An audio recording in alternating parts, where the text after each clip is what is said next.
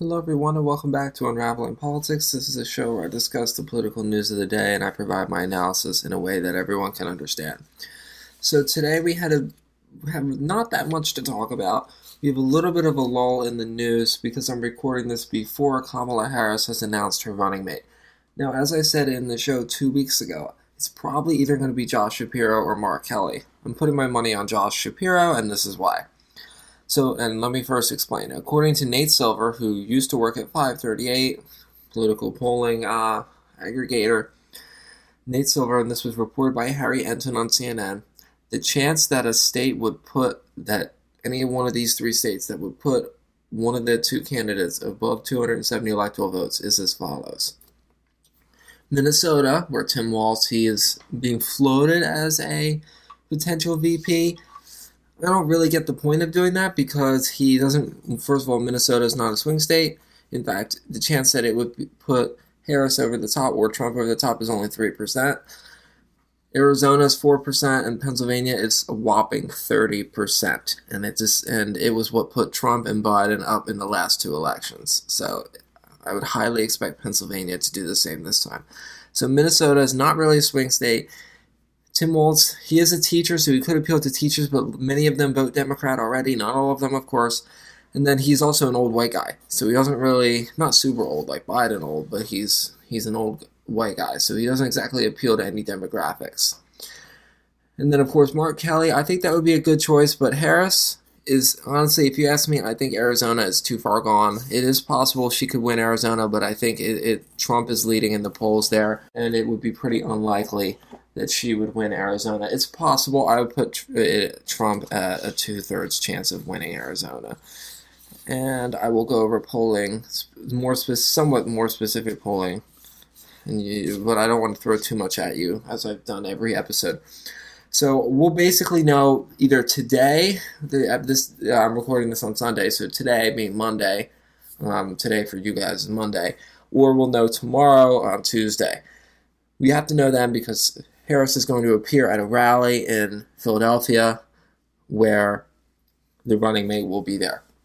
Here's another important point. Harry Enton pointed out on CNN what is ahead of each candidate in Minnesota, Arizona, and Pennsylvania. So Tim Walz, Mark Kelly, or Josh Shapiro, how far ahead did they run of Joe Biden in the 2020 election? Keep in mind, Kamala Harris is almost certainly going to run behind Biden. So she's not going to do as well as Biden did in 2020. Of course, the big question is she going to do so bad where Trump wins? Who knows? That's obviously the question. But I would assume, and I think most people would agree, she's not going to do as well as Biden did. So she's going to get fewer votes, probably win fewer states. That would be my guess. So Tim Walz ran 0.6% ahead of Biden. In Minnesota, Mark Kelly ran 5% ahead of Biden in Arizona. Of course, that's a Senate election, it's a little bit different. And then for governor in Pennsylvania, Josh Shapiro ran a whopping 14% ahead of Biden. 14%. Now, that was partly because Josh Shapiro was a very good candidate when he was running for governor 2 years ago in Pennsylvania. He was also he also had a Republican challenger that was completely off the deep end, so it was unlikely that he was ever going to win. It was not really a competitive election.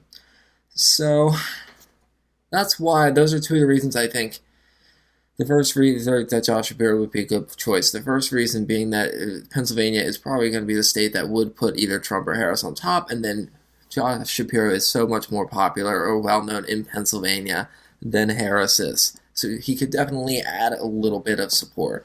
And a little bit is all she really needs, at least in this state. So Harris has also been changing her position on some things. She now supports fracking, which was something she opposed when she ran for president in 2019. Of course, that's to appeal to voters in Pennsylvania. She's against single-payer health care, which she supported in 2019. She wants more border enforcement. Of course, that's appealing to voters in Arizona. Of course, this is not being repeated so much in the media, but if it was and people start catching on, she could get a reputation as a flip-flopper. However, if that's the Harris, if I was on the Harris campaign, I wouldn't be super concerned about that. And of course, she still supports an assault weapons ban as she did in 2019, but not a buyback program where the federal government would would require citizens to buy them back from assault weapons. All right, let's go to the other side here. Of course, the J.D. Vance, he has been in deep trouble. Vance is not adding to the ticket. If anything, he's taking away. So that should be something that Democrats should be very happy about. And Trump has said about J.D. Vance, and this is his quote, this is his statement, all he, being Vance, said was, he does like good for him. He likes family. I think a lot of people like family, and sometimes it doesn't work out. And you know why? You don't meet the right person? ? Well, you don't meet any person. You're just as good, in many cases, a lot better than a person that's in a family situation. Yeah, that's the quote. So they're clearly trying to do some damage control, and of course, that's, if you don't know, that is responding to the idea of saying that J.D. Vance said a lot of female Democrats who are running for office, like Kamala Harris, are childless cat ladies. At least he said that years ago. He didn't say that specifically about Kamala Harris, but he was, that those comments were resurfacing. J.D. Vance has also said, and this was something he said a couple years ago in an email that was resurfaced by the New York Times, I hate the police. Given the number of negative experiences I've had in the last few years, I can't imagine what a black guy goes through. So you could imagine that's not very popular with the base. And he's saying that he's evolved, so is Trump. Is that going to work? I don't know. If you ask me, it seems like J.D. Vance has got a lot of baggage, just like his running mate, Donald Trump, which could only drag down the ticket, and if you ask me, only increases the chance of Kamala Harris winning. And then let me kind of throw some more abstract out here. If you didn't know, there was a debate between Newsom and DeSantis. This was back well before the show started in the fall of 2023. If you ask me, Gen X governors seem to be the future of the Republican and Democratic parties. So like Josh Shapiro Tim Walz is not Gen X, but Mark Kelly, I think he's Gen X. If not, he's late boomer. So is Kamala Harris, Gavin Newsom, Ron DeSantis, some of the big names, Gretchen Whitmer. So that's kind of where the direction of things are going. I said this about the last election, so I should be careful. This will be careful repeating this again. This will probably be the last election where, I was going to say where both of the candidates are boomers, but I guess that's not happening anymore. Where, at least from here on out, I would expect there to be somebody who is not super old. I don't think there are any old Republicans or old Democrats, unless maybe you count Hillary, that wants to be president again, or wants to be president. We haven't talked a lot about the Senate, and I don't want to throw a bunch of numbers at you, but Democrats are leading in all Senate races, except in all their competitive Senate races, except Montana and Florida, by about 1 to 5 points in the polls. So this in Ohio, let me make a little editor's note here, Democrats are ahead by 5, but in Ohio, especially in 2022, polls usually favor Democrats. The Republicans have a bad candidate in Mr. Marino. So I would expect Democrats to lose control of the Senate just because the map is so unfavorable. It would be either 51-49 is what the polls are suggesting right now, or it'll be 52-48. I don't expect it to be any more than that. And that is, of course, going to be influenced by the approval rating of Kamala Harris, who has an approval rating of 43% on average and an unfavorable rating of 50%. Favorable is 43, unfavorable is 50. So Harris is -7 on favorability, which is not really that bad. Politicians rarely have a positive approval rating, especially when you compare to Trump's, which is his approval is 43.8 on average, and his disapproval is 52.5, which is -8.7. So he has a higher approval rating, just ever so slightly, but he also has a lower undecided voters. Like there's less people who have no opinion of Trump as compared to Harris, because there's 7% of people that aren't favorable or unfavorable. While if you look at Trump, it is about 5%. And of course, you might think, well, what 2%? What's the difference there? 2% will make or break this election. Next, the generic ballot. I've talked about this on the show before. If people are voting for Congress, they will be asked, will you be voting for Democrats or will you be voting for Republicans? It strips out all of the incumbents and all of that, as well as good, bad candidates. Republicans lead by just 0.2. It's at 45.4, the Democrats are at 45.2, and the polls have gone up and down for months. So that is all I want to say about that. And the last thing I'm going to say, though, is I'm not going to read off all these polls to you, but I will say Harris is leading in the national polls, according to Nate Silver on 538. Now, if you look at Real Clear Politics, he's not on 538 anymore. Nate Silver, he's independent. He used to work for 538. Harris is leading, according to him, by 1.1. She's leading in Pennsylvania, in Wisconsin, in Michigan, and in Virginia. And then Trump is leading in Georgia, North Carolina, Arizona. And that's why I said Arizona is likely going to go to Republicans. And then Nevada, Trump's leading in Nevada and Florida. If this is the case, and then these are the results, and then Harris wins the one congressional district in Nebraska. If you don't know, Nebraska and Maine allocate their electoral votes by, they allow if you win a congressional district. If you need more information on this, I recommend you look it up.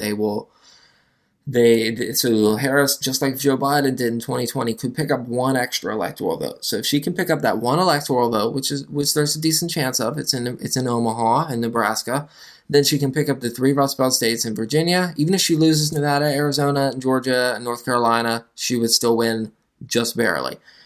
Of course, these numbers are based on whether Kennedy's on the ballot in all states. Kennedy is not on the ballot in Wisconsin or Arizona yet. So those numbers may change. According to Nate Silver, Harris has a 50.5% chance of winning. She is now the favorite, according to him, and Trump is at 48.8%. Harris has received a lot of favorable stuff in recent weeks. She's been really seeing more and more favorability as time goes on. It is possible it's a bit inflated. That's what I think. So we're going to have to see what goes on. So it's looking pretty good for Harris. If you ask me, I think they made the right choice swapping out Biden. It was not something that was immediately obvious at the beginning, but they made the right choice, if you ask me. So Democrats are probably breathing a bit easier now than they were a month ago. So the next presidential debate, we don't actually know. Trump has said he wants to do a debate in Pennsylvania on September the 4th with Fox News, but Harris has not agreed to it. She wants to do the September 10th debate, which was previously agreed with ABC News. Now Trump is filing a lawsuit against ABC News, so Trump is not interested in being on the platform. So if you ask me, there's a very decent chance that this debate will not happen. There might be another one later in the election cycle, but not right now.